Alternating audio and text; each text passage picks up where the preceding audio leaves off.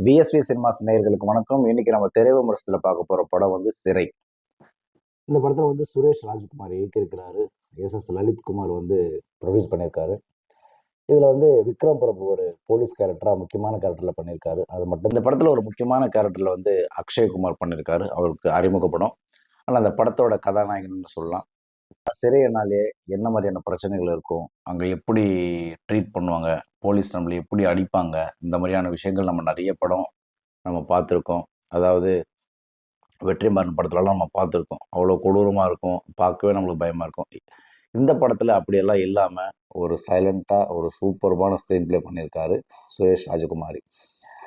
விக்ரம் பிரபு வந்து ரொம்ப சூப்பரா பண்ணியிருக்காரு. அவர் ஏற்கனவே பண்ண டானாகாரன் படத்துல எந்த அளவுக்கு அது பேசப்பட்டுச்சோ, அதை விட ஒரு 10 மடங்கு இந்த படம் அதிகமாவே பேசப்படும். விக்ரம் பிரபுவோட கேரக்டர். இப்போ விக்ரம் பிரபுக்கும் இந்த அப்துலுக்கும் என்ன தொடர்பு? இவங்க 2 பேரும் எப்படி சந்திக்கிறாங்க? கடைசியில என்ன ஆகுதுன்றது தான் நம்ம பார்க்க போறோம். அப்துல் ஒரு கிராமத்துல, அதாவது அந்த காலத்துலலாம் பார்த்தீங்கன்னா, இந்த டெக் இருக்கும்ல, ஊர்ல எடுத்துட்டு போய் டிவி போட்டு டெக் போட்டு பார்ப்பாங்கல்ல, அந்த கேரக்டர் தான் அதுல பண்ணியிருக்காரு. ஒரு சாதாரண எளிமையான குடும்பத்துல பொறந்த அப்துல் வந்து, அதே ஊர்ல சேர்ந்த ஒரு பொண்ண லவ் பண்றாரு. அவங்க 2 பேரும் லவ் ரொம்ப ஸ்ட்ராங்கா இருக்கும். ஒருத்தருக்கு ஒருத்தர் விட்டு கொடுக்காத அளவுக்கு லவ்வா இருக்கும். அது வந்து ரொம்ப ட்ரூவா இருக்கும். ஒரு ஒரு விஷயம் என்னன்னா, இந்த படத்துல இந்த படம் பார்க்கும்போது உண்மையிலேயே லவ் பண்றவங்க, இப்படியெல்லாம் கூட லவ் பண்ணுவாங்களா? இதுதான் லவ்வா? அப்படின்ற மாரி எல்லாருமே ஃபீல் பண்ண வச்சிருப்பாங்க. படத்துல வந்து ஸ்டார்ட்டிங்ல சண்டை காட்சிகள்லாம் இருக்கு. சூப்பரா பண்ணியிருக்காங்க. முக்கியமா அந்த படத்துல ஒரு பெரிய ஹைலைட் என்னன்னா, மியூசிக் தான். ஜஸ்டின் பிரபாகரனோட மியூசிக் வந்து அல்டிமேட்ன்னு சொல்லலாம். ஒரு ஒரு இடத்துலயும் வந்து அவரு அடிதடியாவும் சரி, எமோஷனலும் சரி, பின்னி பெடல் எடுத்திருக்காருன்னே சொல்லலாம். அப்புறம் வந்து கேமராமேன், அவரோட ஒர்க் வந்து செம்மையா இருக்கு. உண்மையிலேயே அந்த பஸ் ஸ்டண்ட் எல்லாம் பார்க்கும்போது நமக்கு பயமா இருக்கும். அது செம்மையா பண்ணி வச்சிருக்காங்க. ஆ அப்புறம் வந்து ஸ்டண்ட் சூப்பரா இருக்கு. சொல்லவே தேவையில்ல. இதுக்கப்புறம் விக்ரம் பிரபு தாங்க இந்த படத்தோட தூணுன்னே சொல்லலாம். இப்போ அப்துல் அந்த பொண்ண லவ் பண்ற விஷயம் வந்து அந்த பொண்ணோட அப்பாவுக்கு தெரியும். அப்ப அவங்க அப்பா வந்து என்ன பண்ணுவாருன்னா, கோவத்துல இவன வந்து அடிப்பாரு. இவன அடிக்கும்போது அவங்க அம்மா வந்து தடுக்கும். அப்துலோட அம்மா வந்து தடுப்பாங்க. அவங்க அம்மாவும் எட்டி உதைச்சிருவாரு. எட்டி உதைச்ச உடனே அவங்க அப்படியே கீழ விழுந்துட்டு மயக்கம் அடைஞ்சிருவாங்க. இந்த கோவத்துல அவரு என்ன பண்ணுவாருன்னா, அந்த ஹீரோயினோட அப்பாவ வந்து தள்ளி விடுவாரு. அவரு போய் கீழ விழுந்து மண்டையில அடிபட்டு அவரு இறந்துருவாரு. பட் அந்த குற்ற உணர்ச்சி அவர் தாங்க முடியாம என்ன பண்ணுவாருன்னா, அப்துல் போயிட்டு ஸ்டேஷன்ல சரண்டர் ஆவாரு. நான் தான் அவர கொலை பண்ணேன்னு சொல்லுவாரு. அதுக்கு முன்னாடி ஹீரோயின் கிட்ட சொல்லிடுவாரு. இல்ல இதுதான் நடந்தது. நான் உங்க அப்பாவ வேணும்னே கொல்லல அப்படின்னு சொல்லி சொல்லுவாரு. அதையும் அவங்க நம்புவாங்க. அப்பயும் அவங்க லவ் வந்து ட்ரூவாவே இருக்கும். கோர்ட்டுக்கு போம்போது எந்த வயதா இருந்தாலும் அத பின்தொடர்ந்து வந்துட்டே இருப்பாங்க. கிட்டத்தட்ட வந்து ஒரு 5 வருஷமா வந்து அவங்க வந்து வந்து அப்துல் எப்பப்போ வாய்தாக்கு வராங்களோ, அப்பல்லாம் வந்து அந்த பொண்ணு வந்து ஹீரோவ பார்த்துட்டு பேசிட்டு போகும்.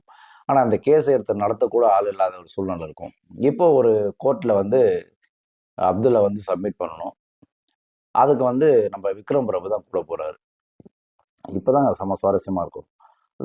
இன்டர்வல் பிளாக் முன்னாடி பார்த்தீங்கன்னா, ஒரு பஸ் ஸ்டாண்ட்ல வந்து எல்லாம் அசந்து தூங்கும்போது அப்துல் எஸ்கேப் ஆயிடுவாரு.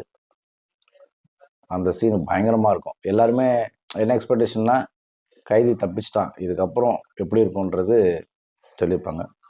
ஆனா படம் ஃபர்ஸ்ட் இன்டர்வல் வரைக்கும் அவ்வளோ ஃபாஸ்ட்டா போகுது. எங்கேயுமே சரி, நம்ம உட்கார்ந்தா நம்ம கண்கள் அப்படியே பார்க்குற மாரி தான் இருக்கு. எங்கேயுமே நம்ம அசைக்க முடியாது. அந்த அளவுக்கு ஸ்க்ரீன் ப்ளே பண்ணியிருக்காங்க. செகண்ட் ஹாஃப் ஒரு 20 மினிட்ஸ் கொஞ்சம் ஸ்லோவா போனாலும், அதுக்கப்புறம் வந்து மறுபடியும் சூடு பிடிக்குது. அதுக்கப்புறம் லவ்வு, எமோஷனலு இப்படி போகுது. கடைசியில என்னன்னா, விக்ரம் பிரபு தான் அப்துலுக்கு ஹெல்ப் பண்ணுவாரு. அதாவது அப்துல் சொல்லுவாரு. அவருக்கு நடந்த விஷயத்தெல்லாம் வந்து விக்ரம் பிரபுகிட்ட சொல்லுவாரு. அதுக்கப்புறம் சரிடா நான் உனக்கு ஹெல்ப் பண்றேன்னு சொல்லிட்டு ஜட்ஜ் ஐயா கிட்ட போயிட்டு நான் சொல்ற மாரியே சொல்லுன்னு சொல்லி விக்ரம் பிரபு சொல்லுவாரு. இவரும் ஜட்ஜு கிட்ட போயிட்டு கால்ல விழுந்து கதறுவாங்க. அப்போ வந்து ஜட்ஜு சொல்லுவாரு. "ஓ! நீ இன்னும் வந்து 5 வருஷமா நீ இன்னும் கோர்ட்டுக்கு அலைஞ்சிட்டு இருக்கியா? இன்னத்தையும் உன் கேஸே முடிஞ்சிருக்கணுமே. சரி, உன்னோட அடுத்த வாய்தால உன்ன ரிலீஸ் பண்றேன்னு" சொல்லிட்டு அவர் எழுதி குடுத்துட்டு போயிடுவாரு. இப்போ கட் பண்ணா, அடுத்த வாய்தாக்குன்னு போகணும். அப்போ வந்து விக்ரம் பிரபுவால வர முடியாது. அவர வந்து வேற ஒரு இடத்துக்கு மாத்திருவாங்க. இப்ப அங்க கோர்ட்டுக்கு போனா, அங்க ஏற்கனவே தீர்ப்பு சொல்லியிருந்த ஜட்ஜ் இருக்க மாட்டாரு. புதிய ஜட்ஜ் இருப்பாரு. இப்ப எல்லாருக்குமே குழப்பம். இவனுக்கும் குழப்பம். இப்போ இந்த பொண்ணும் இங்கே அதாவது ஒரு வாய்தான்னா அந்த பொண்ணு ஹீரோவை பார்க்க வரும் இல்லையா, இந்த பொண்ணும் வராது இங்கே. இந்த பொண்ணும் இங்கே வராது. இவளுக்கு ஒரே குழப்பமாயிடும். விக்ரம் பிரபுவும் வரல, ஜட்ஜே மாறி இருக்காங்க. மறுபடியும் நம்மள வந்து கடைசி வரைக்கும் நம்ம ஜெயிலில் தான் இருக்கணுமா, நம்ம எப்படி அந்த பொண்ணை காப்பாற்ற போகிறோம்னு தெரியாமல் இவன் அங்கேருந்து எஸ்கேப் ஆவான், தப்பிச்சு ஓடுவான். ஆனால் விட மாட்டாங்க போலீஸ். அவனை போய் துரத்தி பிடிச்சி அதுக்குள்ளே விக்ரம் பிரபு வந்துடுவார். வந்துட்டு அவனை அவனை சேவ் பண்ணி அதுக்கப்புறம் கோர்ட்டில் போய் ஆஜர் பண்ணுவாங்க. அப்போ வந்து கோர்ட்டில் ஒரு விஷயம் நடக்கும். அப்புறம் இந்த படத்தில் அப்துலுக்கு நீதி கிடைக்குதா, அவன் வெளியில் வரானா இல்லையா, அந்த பொண்ணை மறுபடியும் அந்த பொண்ணை கூட அவன் சேர்றானா இல்லையான்றதான் கதை. சரிங்களா? கண்டிப்பாக ஒரு விறுவிறுப்பான படம், ஒரு கமர்ஷியலான படம். கண்டிப்பாக தியேட்டரில் வந்து ஒரு 2 மணி நேரம் நீங்கள் என்ஜாய் பண்ணலாம்.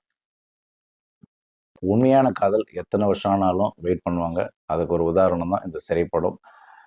கண்டிப்பாக இந்த தியேட்டரில் இந்த படத்தை பார்த்து நீங்களும் மகிழ்ச்சியாக சந்தோஷமாக கொண்டாடுங்க. அனைவருக்கும் கிறிஸ்மஸ் நல்வாழ்த்துக்கள்.